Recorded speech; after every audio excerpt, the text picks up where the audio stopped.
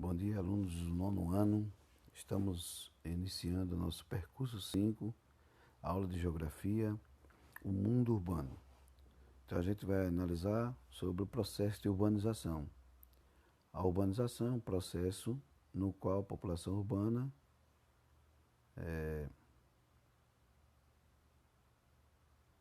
cresce a taxas mais elevadas do que a população rural. O fenômeno demográfico, que é característica pela tendência de concentração da população de um país ou regiões de cidades. A urbanização mais acelerada aconteceu a partir das revoluções industriais, entre a segunda metade do século XVIII e o século XIX. Os países europeus, Estados Unidos e Japão.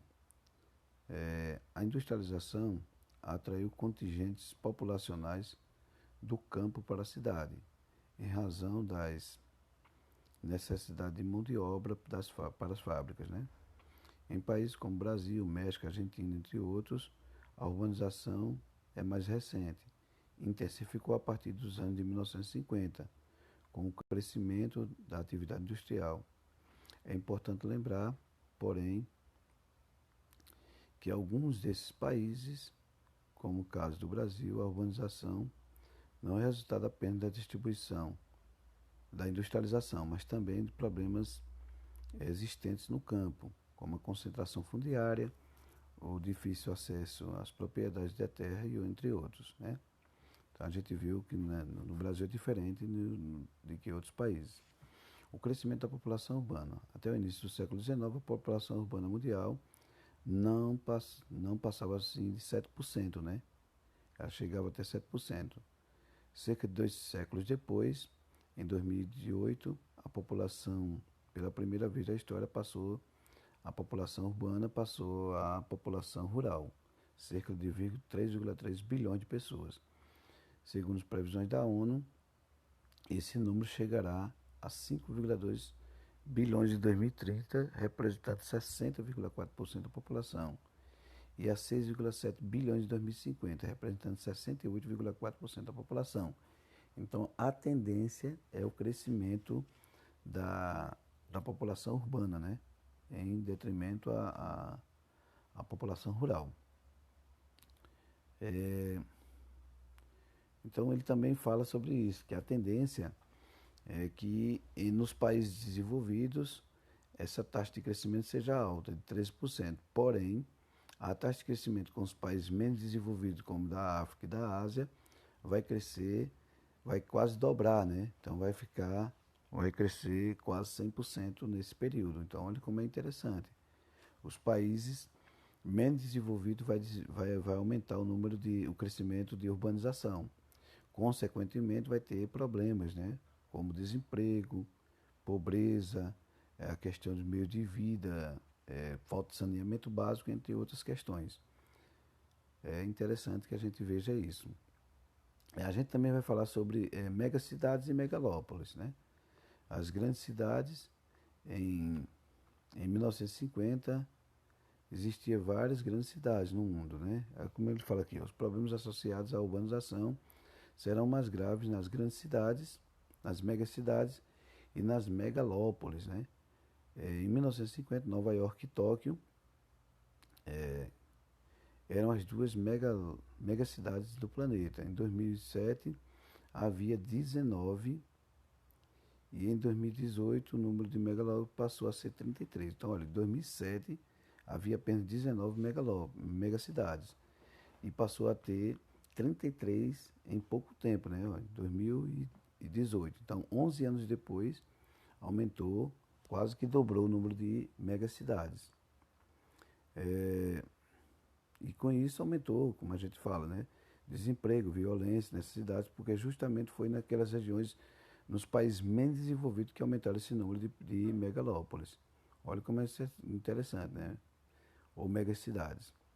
Então a gente vê a diferença aqui, ó. Megacidades são cidades com população superior a 10 milhões de habitantes, desconsiderando-se regiões metropolitanas.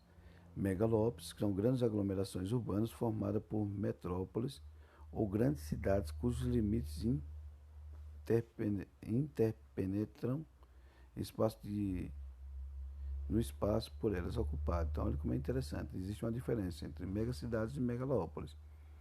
Megalópolis ela vai buscando espaço em outras cidades, daqui a pouco ela entra em outra cidade, diferente das megacidades. Megacidades elas são grandes por si só.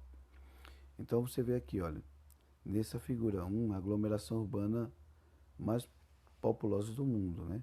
Em milhões de habitantes. Então você vê aqui em 2025, é uma projeção. Então você vai ter as perguntas, onde são os locais onde vai estar mais, é, onde vai ter um número maior de megalópolis. Você percebe que é justamente nessas regiões, olha, entre a Índia e a China, onde vai ter o maior percentual de pessoas vivendo nas grandes cidades, né, nas megacidades. Então vai ser problema justamente de países poucos desenvolvidos, né, como a Índia e Paquistão, esses países são poucos desenvolvidos, então vai ter vários problemas. Aqui fala sobre a questão cidades e hábitos de consumo. Em 2018, estima-se, né, que havia 525 cidades no mundo com mais de 1 milhão de habitantes. Em 2050, elas, em 1950, que estou dizendo, elas eram apenas 86. Olha como é interessante. Em 2018, né, existem 525 cidades com mais de 1 milhão de habitantes. Olha a comparação com 68 anos atrás, né, que eram apenas 86. Então aumentou muitas vezes o número de cidades com 1 milhão de habitantes. Com essas aglomerações, não há espaço para a produção de alimentos em larga escala, pessoas são obrigadas a adquirir em feiras, supermercados, em outros produtos, pontos de abastecimento. Além disso, o estilo de vida nas grandes cidades demanda o uso de produtos específicos para as pessoas trabalharem, se locomoverem, se comunicarem, entre outros. Como visto o percurso 2 e 3, os modelos de consumo das grandes cidades são difundidos mundialmente e, em geral, seguido por grande parte da população. Assim, as empresas tradicionais têm expandido seus negócios e investido muito em propaganda, o que influencia na mundialização de alguns hábitos e na implementação da globalização cultural. Então as pessoas começam a consumir de forma igual, né, todo mundo, por conta dessa questão que as empresas trabalham muito no marketing. Então você vê as pessoas consumindo quase tudo igual, né, em todas as cidades.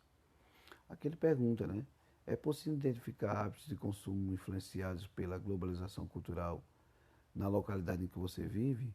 Então você vai fazer essa análise, né? E a gente vê, né, que os produtos como pasta de dente, como é o nome? Shampoo, entre outras coisas, a gente consome igual em todos os cantos. E a gente vai muito pela questão das marcas, né? A gente é muito influenciado pela marca. Então, influencia na nossa cidade, sim.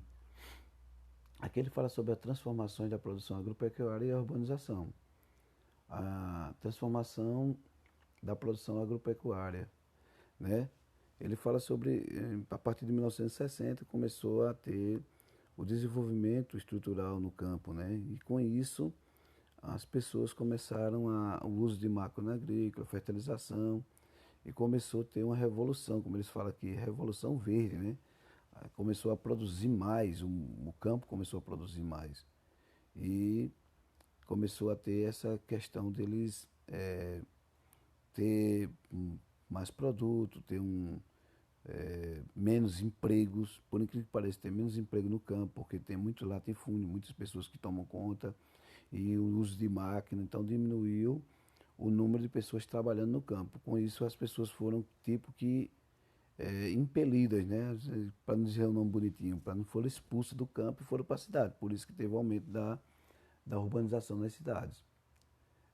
Nos anos de 1960, 1080, organismos geneticamente modificados começaram a ser desenvolvidos a partir de sementes transgênicas, né, transgênicas, e permitindo outra inovação científica e tecnológica importantes nas transformações agropecuárias.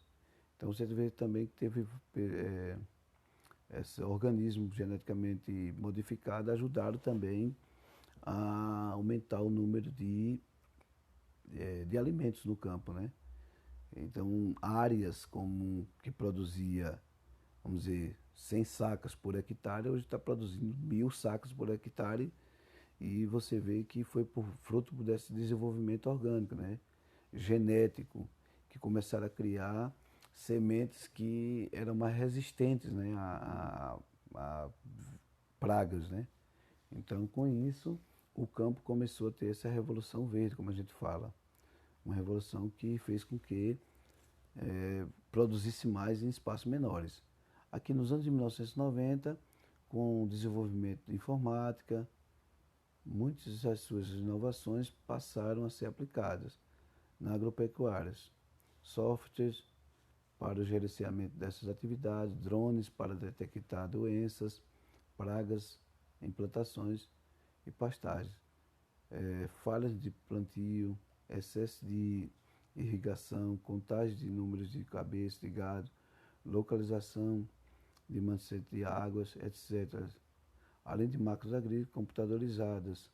Então começaram a incorporar, né, na agricultura várias tecnologias que a gente tem hoje, como o uso do drone, como outras demais, né? Então eles começaram a organizar também, ter menos desperdício, né? de, de, de recursos, né? Menos, como é o nome? Menos, usar menos produtos. Então eles começaram a desenvolver cada vez mais a tecnologia no campo. Então existe uma revolução, como a gente fala sobre isso, intensificada a partir dos anos 90.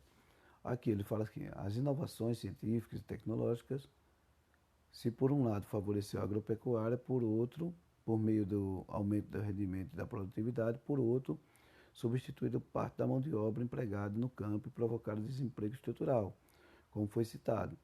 Dispersados do trabalho do campo, populações migraram para as cidades, também contribuindo para o processo de urbanização, né, ocorrido nos últimos anos. Então, olha com isso. Quando aumentou a tecnologia no campo, as pessoas foram tipo que expulsas, né? Porque teve o desemprego estrutural. Então as pessoas, como não tinham mais como trabalhar no campo, elas foram para a cidade tentar melhorar de vida. Então por isso que aumentou a urbanização, né, nas cidades, e foi mais intenso a partir do aumento da tecnologia. Aqui ele fala urbanização e o capital financeiro. Ele faz a comparação, ele diz: o recente processo de urbanização se confunde com a história da industrialização e da formação do capital financeiro. O capital representado por títulos e papéis negociáveis que pode ser convertido em dinheiro. Os bancos ou instituições financeiras, frutos do desenvolvimento do capitalismo, tiveram e têm um papel importante na produção e circulação de mercadoria em todo o mundo. De que forma isso ocorre? Essas empresas passaram a financiar as atividades produtivas e consumo. Hoje, o capital financeiro está presente em quase todas as transações comerciais. A maioria das empresas e pessoas depende de empréstimos para adquirir imóveis, máquinas, materiais, matérias-primas, etc. Então, a urbanização e o capital financeiro eles cresceram junto, né, com a industrialização. Então, um tipo que justamente com essas tecnologias, as pessoas precisavam de tecnologias para desenvolver os seus, as suas empresas, né? Então precisava de recursos. Então os bancos, as capitais financeiras começaram a investir também nessas pessoas, né? Emprestando dinheiro e para adquirir máquinas e matérias-primas, entre outros, para poder gerar a urbanização e a industrialização. Então é interessante que teve eles foram um tipo que nasceram juntos, né? Cresceram juntos. Tanto a urbanização quanto a industrialização e o capital financeiro que investiu tudo nisso. Então fala aqui, as cidades globais. A cidade teve papel central na economia capitalista. Assim, fatores locacionais para implementação de instituições financeiras são, em certa medida, definidos pelo total da população de uma cidade e seu dinamismo econômico. Foram esses fatores que historicamente comandavam a distribuição espacial do sistema financeiro. Daí se explica a concentração espacial de atividade financeira de grandes cidades como Nova York, Londres, São Paulo, Paris, entre outras, o que contemporaneamente permitiu a formação das chamadas cidades globais. Atualmente, a importância econômica de uma cidade é definida pela disponibilidade de equipamentos do setor terciário da economia, como empresas de intermediação financeira, bolsas de valores, empresas de propaganda, consultoria, seguros e centro de pesquisas. Dependendo do grau em que concentra essas atividades e do alcance espacial que possui, as cidades globais são divididas em 3 grupos, em ordem decrescente de importância: alfa, beta e gama. Nessa classificação, se uma cidade possui atividade citadas anteriormente, muito desenvolvida e com alcance mundial, será uma cidade alfa. As cidades que contam com empresas de menor alcance espacial serão classificadas como beta e gama. Observa a figura 4, olha aí. Ela fala sobre as cidades alfa, a cidade beta e a cidade gama. Então olha como está aqui, as cidades globais, na Europa. Então a alfa, a gente vê aqui as cidades como Los Angeles, Nova York e Chicago. São 3 cidades globais, né? Como São Paulo, ela já não é classificada, ela é classificada como beta. É um pouco maior, porém não é tão pequena como a gama, né? E tem várias cidades como gama. Então você vê, São Paulo é a única na América do Sul que é gama, que é beta, né? Que é beta, fica no segundo plano. Já nos Estados Unidos tem 3 cidades alfa, 3 cidades beta e várias cidades gama, né? Aqui na Europa, como ele botou aqui, ó, na África, por incrível que pareça, só tem uma cidade gama, que eu acho que é Joanesburgo, né? É Joanesburgo, na África do Sul. Na Ásia, você percebe que tem Hong Kong, Tóquio e Singapura, né? Singapura são três cidades que realmente são cidades alfa, né? E tem várias cidades betas, tem duas cidades beta, uma cidade beta na Ásia e várias cidades gamas, né? Já que na Austrália, em Sydney, né, é a cidade beta e Melbourne é uma cidade gama. Então você percebe que tem várias classificações, essas 3 classificações de tamanho de cidades, né? Dessas cidades, como eles chamam, cidades globais, né? Aí, intermediação financeira. O que é intermediação financeira, né? É o processo que envolve operações bancárias ou monetárias, depósito, aplicações de dinheiro para render juros, empréstimos, conversão de moeda, etc. E câmbio, etc. Então a gente vê que esses dados aqui que a gente leu é de 2016. Então, gente, por hoje a gente está terminando essa aula. Eu quero lembrar vocês do 9º ano que nós temos uma atividade, né, para responder. Então são 20 questões que a gente tem para responder até a semana que vem. Então a gente está aqui, essas 20 questões que eu vou passar para vocês, olha. É o que significa commodity. Então o processo, assim, segundo a previsão da ONU, a urbanização chegará a quantos por cento em relação à população global. Então a gente vai ter essas 20 questões para vocês responderem ao longo da semana. Então, bom dia a todos e até a próxima aula.